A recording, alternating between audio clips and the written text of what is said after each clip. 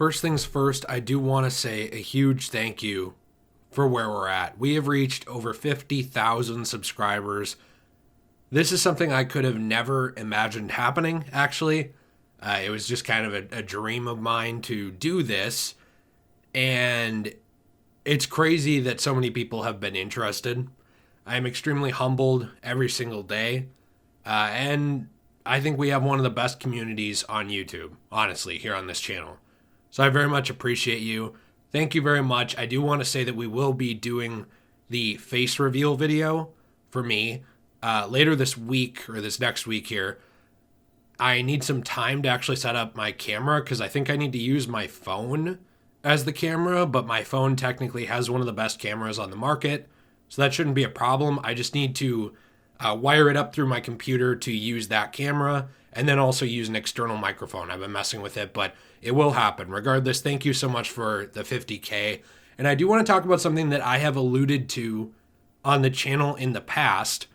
As you know, I have done some more movie reviews in the last probably few months. And while we're not transitioning over like, hey, forget game content or comic content or anything else, it is something that I've always had a passion for is film. And I wanted to talk about my least favorite superhero movie of all time, Brightburn. I would argue this is one of the worst superhero films ever made. I don't actually understand why this movie is liked by anyone, except for one factor, which I'll get into. And I need to be careful about how I say some of this, because I think it can very quickly come off as just an ad hominem, like anyone who likes this film is edgy. I don't actually think that. But this film is so far up its own backside in terms of edginess that it just really, really annoys me in a lot of ways. And it has a lot of other things too that are just terrible that I want to talk about, because I guess to get into this, we need to talk about what Brightburn actually is. A lot of you maybe haven't even seen it. It's not like it did incredibly well, but it was marketed as the superhero horror film. This was supposed to be a movie to sort of be an answer to the superhero genre becoming somewhat stagnant. And when I say stagnant, I mean that the general public is sort of feeling like, hey, I've seen this before. What are we going to do now? It's not that superhero movies are at all doing bad, just that many of them have the same archetype and story and general ideas behind them. And I do applaud them for trying to do that. This is not meant to attack them, but rather the product that we ended up with. This movie asks the question, what if Superman was evil? And it doesn't ask much else at all worth any substance in any way. Now, why am I showing footage of Injustice? Well, first off, it's about Superman, kind of in its own way, which we'll get into. And secondly, I'm just not going to go through the storm of trying to get this up using footage from the movie. It's way too hard to navigate, and I get hit with way too many copyright claims. Maybe, in the future when I have more time on certain videos, I will do that. But it's very frustrating and impossible to get film review content up unless you're massive. I don't know how some people do it. Like Watch Mojo and groups like that. I have no idea. Regardless, this story is extremely shallow. And I guess to get into that, I do need to talk a little bit about what it's about. It boils down to, what if Superman was a little less well-adjusted than he actually is in the comics and movies, and his parents were scared of him instead of sticking it out longer? And I've seen some defense of the characterization in this movie as well. And I do want to say something in response to that, because I've seen people say, well, it doesn't really matter why he went evil, nature, nurture, whatever. It's not explained. It's not meant to be. It's not meant to be a very complex story. I actually have seen that argument, that this is meant to be just the surface level evil superhero. Okay, fine. But the problem is that it's so surface level that I don't think it offers anything to moviegoers that they haven't seen elsewhere done better, with more of a message, more characterization, more of a story, and more of a complete and fully well-rounded film. The problem is that Brandon, who I think I keep calling Brendan because he's just so forgettable, he is not given enough of a motivation at all. Like I said, he's kind of bullied. It sucks. It's a problem that should be taken care of and isn't really. And beyond that, there's not much of a motivation for why he becomes evil. He experiences the signal, and like I said, it could be that as well, mixed with puberty, mixed with this, mixed with nature, nurture. But the problem with how shallow his characterization is that at the end of the day, it doesn't help elevate this movie beyond any of its other problems. The movie is very much a show don't tell, but they're not a show don't tell because they want to lead you somewhere. It really felt like to me in this movie that the reason it was show don't tell was because there weren't answers to the questions. It wasn't left vaguely open-ended on purpose to encourage debate or questioning or anything like that. This was not Donnie Darko. This was not Blade Runner. This was just a movie that asked questions and gave characters where the questions had no answers and the characters had no character arc. Beyond just being slightly dysfunctional, Brandon's father is not a fully developed character at all. He's just a guy who's kind of afraid of his son but loves him. Despite having what really appears to be sort of a Stockholm syndrome, his mother is not a developed character at all. And despite being dysfunctional and angry, Brandon is not a character. He is a caricature of a supervillain who is evil because he is, and you shouldn't ask why. There's not a lot that happens here. The funny thing is, I went back and after watching this, I read the Wikipedia article, and just by reading through the article, you're actually not missing much anything that happens in the story, which is crazy. I was talking to one of my friends, and I agree completely with his thoughts that this movie had enough substance to be a short film.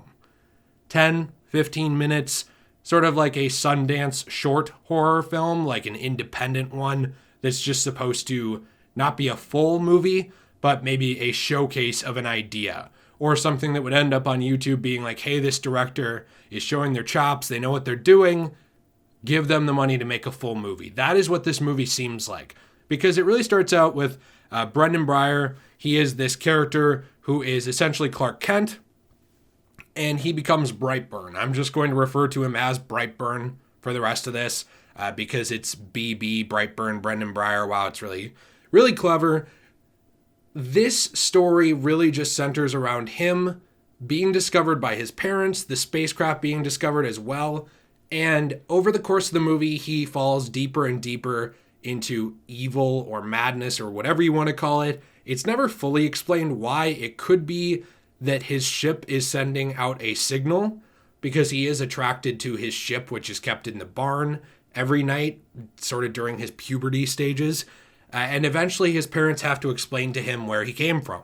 Now, instead of Clark Kent, where it's sort of the realization of I'm not human, but I am still, Brendan, he has this disassociation with humanity. He actually starts to develop a superiority complex and think that human beings seem to be beneath him, including his own parents. He patronizes and trivializes them. He really has no respect for his father after this point, and he has a little bit for his mother, but that's about it. It sort of just goes on and on. He kills a bunch of people in really brutal, really edgy ways, which is another thing that we will get into that sort of pushes the story down, actually, just how graphic the movie is. And it doesn't really do much to explain why he's bad. I mean, it's left open-ended. Is it the signal? Would he always have been evil? What's the point? These are all questions that the movie never really comes to answer, and because of that, it sadly doesn't have much anything to say, actually. It's just, again, what if Superman was a bad guy, and he liked killing people, and he got kind of creative with it? Like, he was like a gore artist. That's really what this movie is. I do think that it's sad, too, because while it does, like, shove horror into the superhero genre in a way, Split already did that as well. And it's not that you have to be different, but the problem is that for a movie that markets itself so hard on, hey, I'm different, I'm the cool kid, I'm edgy, this movie's not very different at all. It's not able to encapsulate horror or suspense in any way like the thriller slash horror slash supervillain origin of Split is able to. It doesn't do anything like that. And subtlety is not even on the menu with this film. Everything is bashing you over the head, like harder than Brendan Breyer is bashing people's skulls in and showing you all the details of what's inside. And I am going to not be showing you the gore from this movie. I will talk a little bit about it from this point on. I hate trigger warnings. Life is not, does not present them generally. You see a lot of stuff you don't want to see, but I do think that some people hate hearing about this stuff. So if you do, from now on, I am going to be getting a little bit into this. So one of the reasons that this movie is so edgy and annoying to me and just lacks any sort of substance is the fact that it takes itself so seriously despite saying nothing at all. Now, gore is not a bad thing. I want to mention that right off the bat. I don't have a problem with gore. In fact, some of my favorite properties have gore in them, like Silent Hill. My problem with it is that it detracts from the already shallow story that we see here. So while Brendan is not well adjusted, we never really see why he's not well adjusted. We sort of see that he's bullied a little bit. It's not even actually that severe from what we see. It's just some kids being dicks, which kids are. Sorry, that's life. And instead of doing anything about it, that school just kind of lets it happen, which is ridiculous, and which happens in real life sometimes too. And he sort of just devolves over time. It's like he's picked on a little bit, and also he has a hard time relating to others. He takes his father's the talk the wrong way, and he starts stalking this girl, which is ridiculous because, I mean, yes, there are people that are not well adjusted, but this kid's like beyond Ted Bundy maladjusted. Like, it's almost the idea of almost nobody is as ridiculous as this kid is in this movie. And that makes it a little hard to get behind or understand. And while the creators have even said they don't want people siding with their character at all, the fact that there is not even a single redeeming or interesting quality about the character is a big problem. I mean, it's so ridiculous in its desensitization over the course of the movie. Now, it starts out pretty mundane, but very quickly they kick it up to 100 in terms of the kills. Like, there's a girl who gets glass in her eye, and you see it sticking out of the eyeball, and she has to pull it out. You see things like her vision after that, how she's blinded in one eye because it destroyed her retina, which is really pretty brutal. You see things like somebody have their entire jaw severed by a car accident that the Brightburn kid causes. And the problem with this is that just the level, I mean, you even see him use his heat vision to just completely lobotomize and blow his dad's head off. Now, the problem with this is not that it's gore. I mean, you see something like this in Mortal Kombat, and I would argue it's actually pretty fun because it's not really taking itself seriously. It's just sort of doing its thing, and it's not meant to scare you. The problem with using tons of gore to scare an audience or make them uncomfortable is that it makes later events hold no emotional weight. You see this in franchises like Saw, and yes, I cannot deny that people keep going and giving Saw money. That's not my point, is that it's unsuccessful. My point is that at a certain point, the story becomes bad.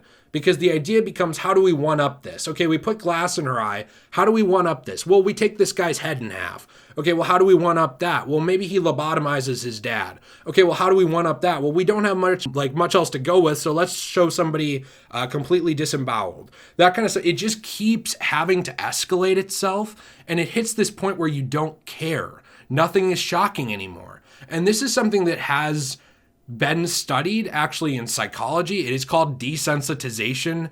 And while I'm not going to get all preachy and big brain or little brain, smooth brain on you, I will say that the more you show of something, the less the audience cares if it's always in their face. This is why you see actual psychological studies showing that, hey, people who are constantly bombarded by graphic imagery doesn't do much to them after that. In fact, it just becomes commonplace. They don't really notice it. You just leave not caring because you've seen so much of it that every new time you see it, it holds no weight at all. I do want to explain one more thing with the gore factor that really is annoying to me, and it's something with horror in general, is that you need to build suspense and you need to build a threat in horror. Once you show a threat fulfilled over and over again, it is no longer a threat, it is a promise. You know to expect it. Once you've seen Brendan kill a couple of these people in a absolutely brutal and graphic way, you just know to expect it and you don't care when it happens again. That's why something like Michael Myers is so terrifying. You don't always see everything he does. Do you see some things he does?